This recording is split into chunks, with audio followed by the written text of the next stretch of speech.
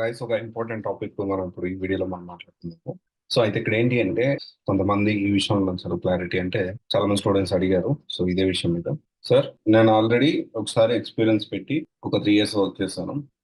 లేని ఎక్స్పీరియన్స్ ఉన్నట్టుగా అంటే ఫేక్ ఎక్స్పీరియన్స్ పెట్టి జాబ్ తెచ్చుకున్నాను. కానీ జెన్యున్ గా 3 years ఎక్స్పీరియన్స్ ఉంది. అయితే వెరీ రీసెంట్ టైంలో బీజీవీ ఫెయిల్ కాదు కానీ పర్ఫార్మెన్స్ విషయంలో కానీ అలాంటిది కాకుండా రిక్వైర్మెంట్ లేదు అని చెప్పి నన్ను టెర్మినేట్ చేశారు, లే ఆఫ్ చేశారు.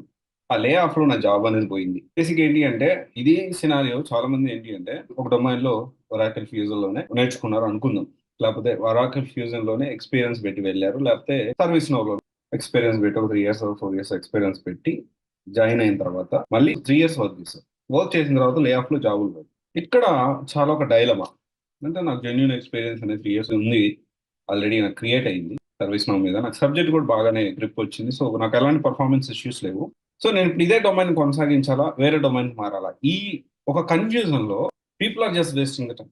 మన క్యాండిడేట్స్ అలా స్టూడెంట్స్ కానీ లేకపోతే క్యాండిడేట్స్ పర్సన్స్ ఎవరైనా ఉన్నారో తెలియకుండానే కళ్ళు మూసుకొని తెచ్చేటప్పుడు ఒక 5 6 7 months లేకపోతే 8 months 9 months అయిపోతుంది.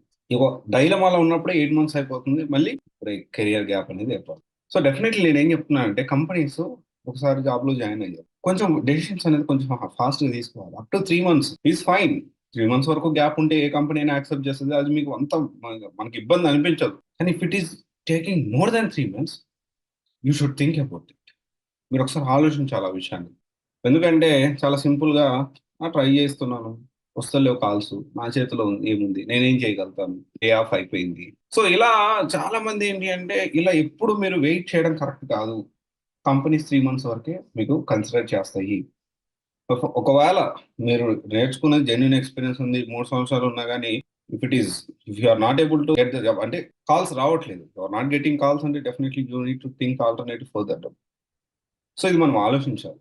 ఆల్టర్నేటివ్ ఆలోచించకుండా అదే డొమైన్లో వెళ్తానని వెళ్ళడం, ఆలోచిస్తూ వెయిట్ చేయడం కూడా కరెక్ట్ కాదు. 3 months వరకు okay. If it is exceeding 3 months so ఒక ప్లాన్ చేసుకోండి. సో ఆ ప్లాన్ ఏంటి అనేది మీకు తెలుసు అనుకుంటున్నాను. సో గ్యాప్ రాకుండా మీరు ఒక ప్రాపర్ ప్లాన్ చేసుకొని ముందుకెళ్ళండి. ఏం ప్లాన్ గ్యాప్ లేకుండా ఏంటి అనేది మీరు మీ సీనియర్స్ కానీ తెలిసిన వాళ్ళని అడగండి. So I cannot say in public. అయితే మీరు ప్లాన్ చేసుకోండి. ఓకే, ప్లాన్ చేసుకొని ఆ గ్యాప్ అనేది ప్రాబ్లం లేకుండా చూసుకోండి. If you're still confident about that subject, that domain ఉంది, ఆ డొమైన్లో వెళ్తాను సార్. ఒక 6 నెలలు వేస్ట్ అయినా పర్లేదు, ఒక 8 నెలలు వేస్ట్ అయినా పర్లేదు, ఎందుకంటే నాకు జెన్యున్ చాలా హ్యాండ్స్ ఆన్ ఎక్స్పీరియన్స్ ఉంది, మంచి కాన్ఫిడెంట్ ఉంది, ఎలాంటి పర్ఫార్మెన్స్ ఇష్యూస్ లేవు విత్ దట్ డొమైన్ నాకు.